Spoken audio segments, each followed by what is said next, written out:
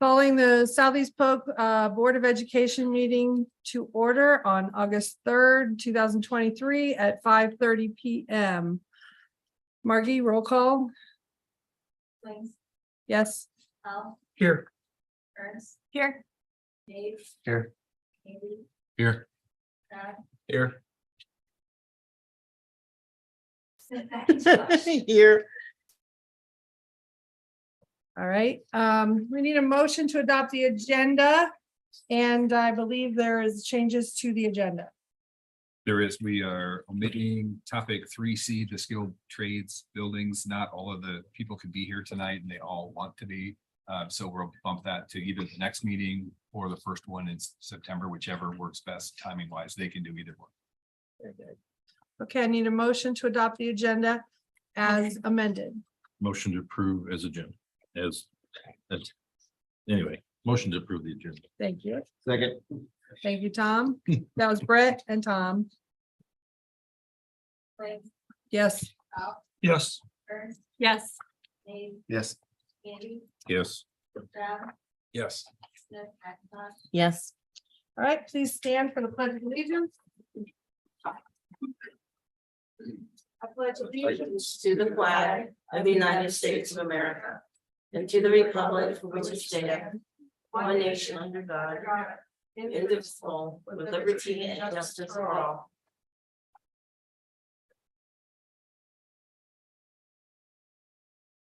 All right, Mr. Handy, will you read the district vision and mission, please? Sure. Learn, lead, live, success for college, career, and civic life, engage all students in learning a challenging curriculum delivered through quality instruction. Thank you. Looking out into the crowd, do we have any public comments this evening? You sure, Bruce? Okay. Over there? Okay. Moving on to the consent agenda. Can we get a motion, please? I'll move that we approve the consent agenda. Second. Thank you. That was Bridget and Whitney. Any comments or discussion? Okay, Thanks. yes. Al. Yes. Ernst. Yes. Dave. Yes. Andy. Yes. Brad. Yes. Smith. Yes. Very good. All right, moving on to section 2, new and old business. Item A, the Kids Club agreement for 2023-24. Can I get a motion? Motion to approve. Second. Thank you, Brett and Rick. Any discussion or comments or questions? Is that Bruce still in charge of it? I'm here to answer. Hopefully. No other comments? No, not for me. I do want to thank you guys for the relationship we have, not only with this club, but other things we have. So it's really a good partnership that we have. So we appreciate it. So thank you very much. Well, thanks for providing it. Yes. Yes, very, very needed. So thank you. Go ahead. Thanks. Yes. Al. Yes. Ernst. Yes. Dave. Yes. Andy. Yes. Brad. Yes. Smith. Yes. All right, moving on to item B, the second read of policies. Can we have a motion? Move to approve the second read of policies. Second. Okay. Tie. That was Rock, paper, scissors. Chat and Bridget, I think, got the second in. Any comments or questions? All right, go ahead. Thanks. Yes. Al. Yes. Ernst. Yes. Dave. Yes. Andy. Yes. Brad. Yes. Smith. Yes. Okay. Next up, we need item C to set the public hearing for the easements regarding Northeast Rising Sun Drive. So we need a motion to set the public hearing for the August 24th date. Motion to set the hearing for the August 24th, 2023 date. Second. Okay, that was Whitney and then Brett. Yes. Any comments or questions? Will we have a map at that time? Kind of like outline what they're doing? Or Yeah, Could we? Would it be- Sure, I can send something tomorrow, Oh, okay. because we have kind of their initial plans. It's smoothing out the S curve around the property that we have over there. Any other questions or comments? Wayne, Yes. Powell, Yes. Ernst, Yes. Dave, Yes. Andy, Yes. Brad, Yes. Smith. Yes. Very good. Moving on to item D, district safety plan. Need a motion? Motion to approve. Second. Okay, that was Brett and Chad. Any questions or comments? Guess we'll find out after this meeting. Okay, anything else? Go ahead. Wayne, Yes. Powell, Yes. Ernst, Yes. Dave, Yes. Andy, Yes. Brad, Yes. Smith. Yes. Okay. Moving on to section 3, topics for discussion. We have an enrollment update.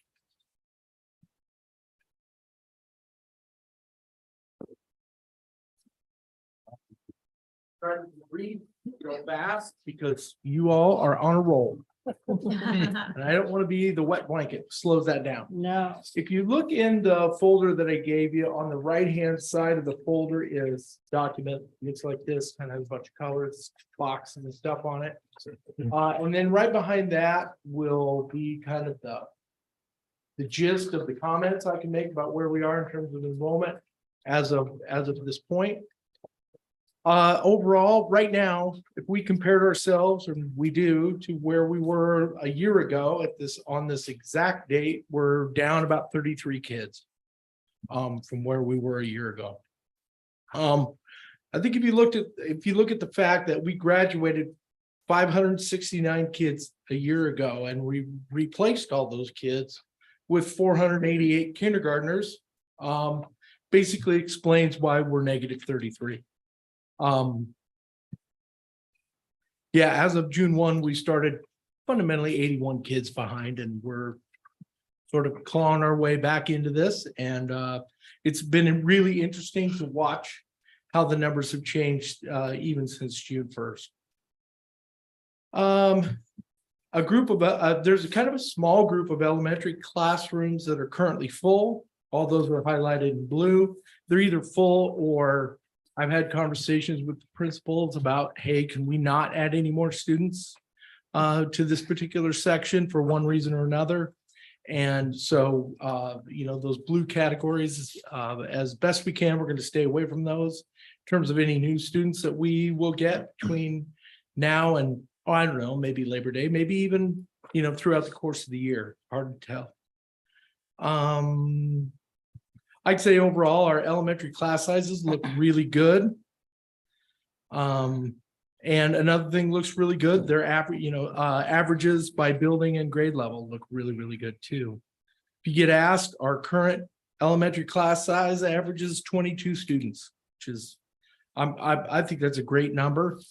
I think over time that number might go up just a little bit. But to be at 22 right now feels really, really good. Just if I could take a second to compliment some folks. The online registration team, all the work they have done, Deb Starcevich, our district registrar, Karen Haynes, who is our open enrollment coordinator, the administrative assistants in the buildings, and the principals have all spent a lot of time on enrollment. That kind of becomes our summertime ritual, starting at about the 4th of July. And for most people, it backs off about Labor Day weekend. But I just wanted to give all those folks a compliment in a meeting held in public, mostly because they deserve it. Really from here to the start of school, or just shortly beyond that, if you look back a month ago, we were down about 133 kids as of today. So obviously you can see the progress that's been made in terms of, really just straightening out enrollment. There are still kids that are sort of outside of our numbers currently. There are 30 open enrolled students whose parents haven't registered them yet. You have given the green light and okayed them to come to the district, but the parents have not done the registration yet. So there's about 30 of those kids. And there really is it's almost like a full page of students who probably live in the district, but whose parents have not provided all the necessary registration paperwork to enter school. So there, I guess I share those things because kind of indicates there's a large number of kids that are still out there who may be in school on the first day. Obviously, there's been a lot of fluctuation from June 1, and that'll continue through Labor Day. Families continue to drop in and register. Most have recently moved into the district, at least the ones we're seeing now, and that trend will probably continue. Open enrollment, as you remember, goes all year long. In the old days, we had a deadline. That deadline was lifted, so it just kind of continues throughout. One thing to note about open enrollment, grades 7 through 12 have been closed since June. So a lot of our older students, who are new to the district live here. And then lastly, I'm really looking hard at closing open enrollment kindergarten. We're getting closer to that point. Only because I know the majority of the unregistered kids or any of those 30 open enrolled students are probably in kindergarten. So you'll see those numbers go up just a little bit. Hopefully there'll be a nice spread across all 8 schools and we can absorb all that. But that's really kind of the long and short, it really was the long of enrollment right now. Any questions about that or about anything regarding enrollment? Yeah, I just have, well, it's more of a comment on the open enrollment. So it appears the closing the open enrollment for 7 through 12 is doing what we thought it would do, or is Absolutely. In fact, it was for the first time ever, I ran the numbers today and I went, we stayed almost exactly the same in 7-12 from the last time I ran the numbers, which was last month. So it's just kind of stayed the same. Yeah, and I think that's, you can obviously see that in the numbers and I'm wondering if that might be why we're down, because last year we were down a little bit at the beginning too, right? You said we're down 33 now, but what were we last year? Do you remember? I think last year at this time we were the flip. I mean, we had a lot of names and a lot of kids. Was our final number like 180 or? Yeah. So it's positive. Yep. Okay. Yeah, so I just wanted to make that it's noticed that's helping us out and keeping those numbers Yes. down and. So. Yeah, I would totally agree. It's doing exactly what you want it to do, which is to hold things as they are. In grade 7-12, it's exactly what it's doing. And then the plan is, once we get the new middle school open, to reevaluate it and see where we are. I mean, are you guys planning on just leaving it closed, or? It's 100% up to the board. So that's a conversation we can have whenever there's a desire for it. Okay. And then just lastly on the kindergarten, I would, obviously, you don't need approval from us on that, but I mean, on the kindergarten, just looking at the numbers, it appears that probably be a good idea to keep those numbers, at, and it looks like we've got 22, 22, 18, 25, which is kind of where that, I can't remember what you call it, the magical number or whatever. I think you've got an actual term for it, but it's not not a scientific number or anything, but is that where you like to keep them? Yeah. Those 21s, 20? Yeah, somewhere around 20-ish, like low 20s, around 20 Yeah. is It's kind of something that. stuck in my mind, 20 has like- always been the magic number.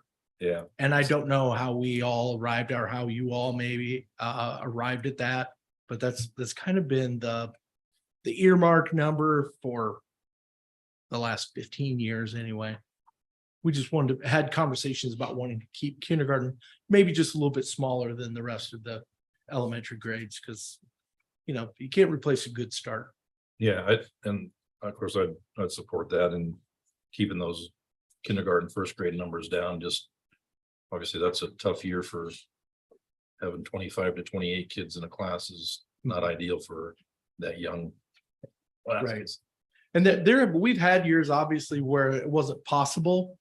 We just had, holy cow, look at all these students. But right now, I think we're going through a pretty good spot where we have relatively manageable numbers and space, and we've done a couple things. We created a section of kindergarten at 4 Mile, mostly because it's tough to bus kids in and out of 4 Mile for whatever reason. I think our VersaTrans program is set up so that it's difficult, and it's a hike to get from Delaware to 4 Mile.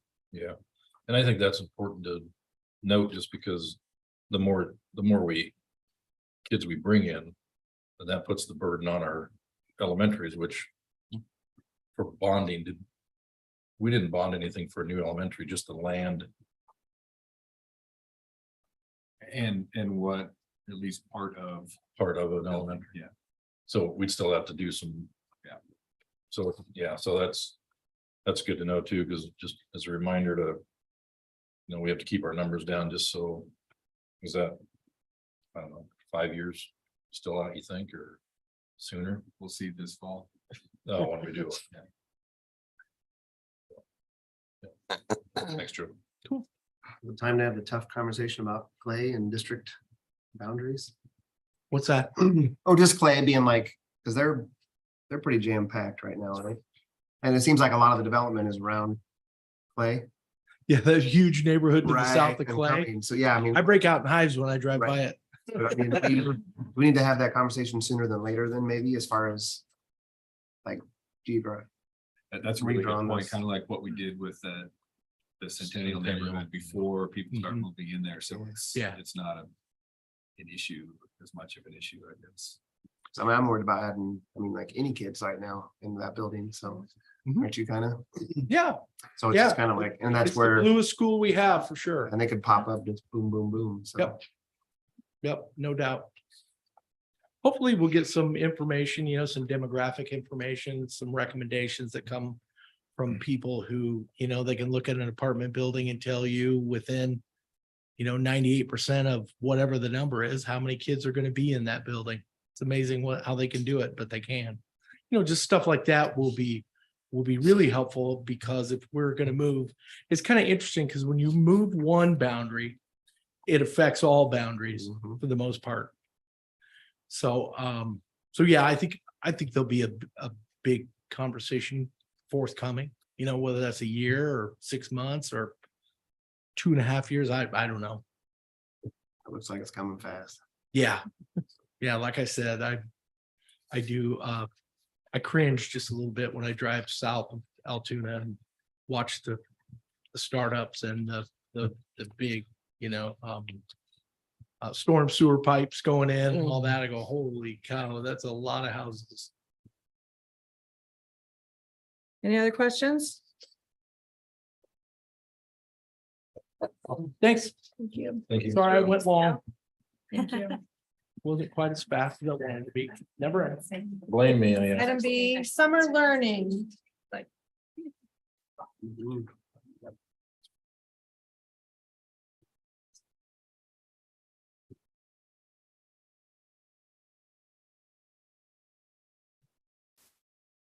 Mhm. Right, good evening, board. Here tonight to provide a wrap up of summer learning here at Southeast Polk. Because honestly, it went like that, went very quickly, but a very productive summer as we take a look at some of the events that occurred. And again, if you follow some, we use the hashtag what teachers do in the summer. As I've shared before, it's always, oh, those teachers, they get their summers off. Yeah, they do, and they deserve that time off, but there's also a lot of work that's done over the summer as well. So what teachers do during the summer, they strengthen their learning. We support students.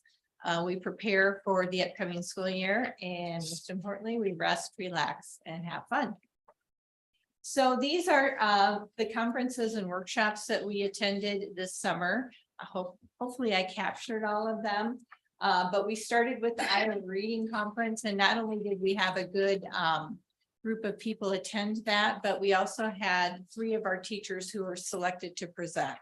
So they were able to present some of the things happening at Southeast Polk. So that was good. If you remember, we went to Connecting the Dots last summer, and it was about school improvement. This year, Connecting the Dots was about wellness, both student wellness and teacher wellness. So we sent some teams to that. As we mentioned, we sent several teams to the PLC Institute for the first time in 3 years in Minneapolis. We've had 1 session of youth mental health first aid and are following up with a 2nd session it's either next Tuesday or Wednesday. So it's coming up, the 2nd session of that.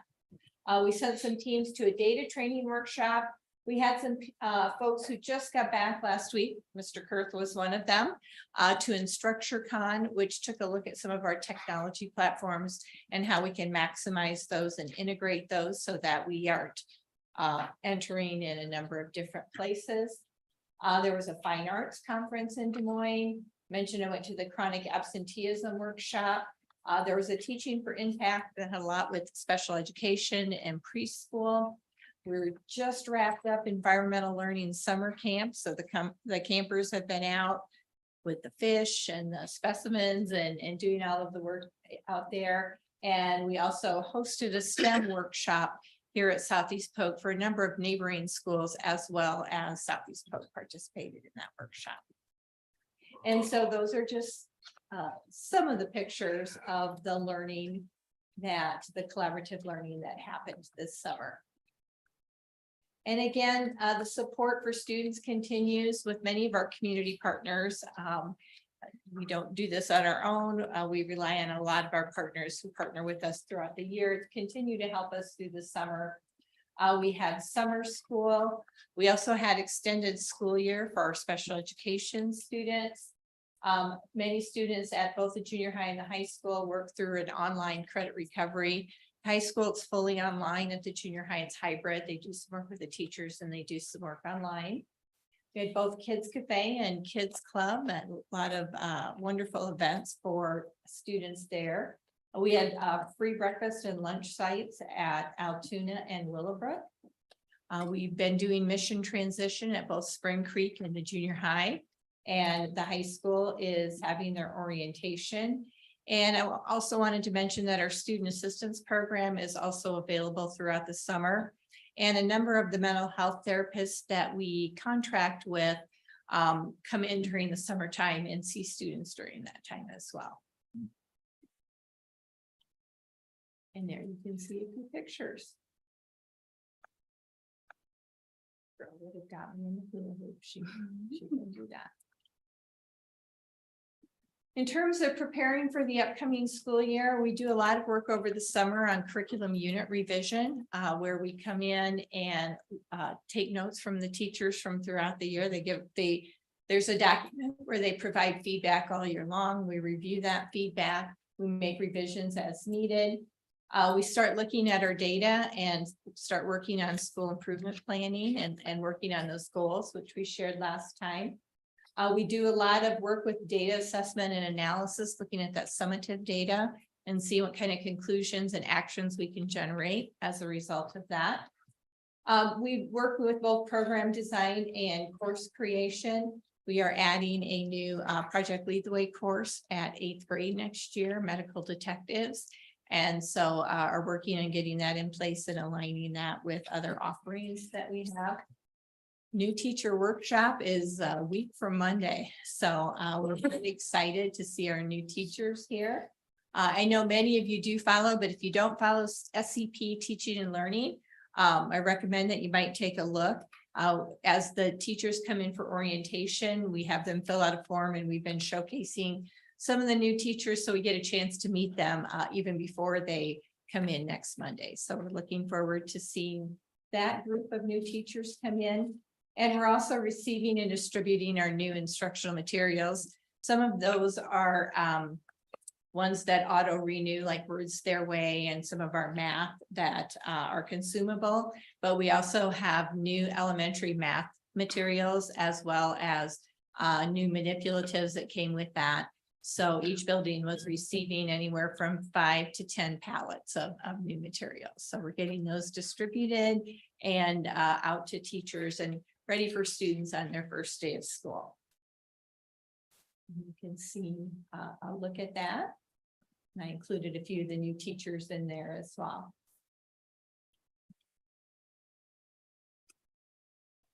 So again, a lot of work has been done this summer to prepare for a very successful and upcoming year. I also know everyone's had a chance to rest and relax, so to come in with their energy and excited to see our students again and excited to start up a new school year. Any questions? All right, thank you. Thank you. Thank you. Thank you. Any other, okay?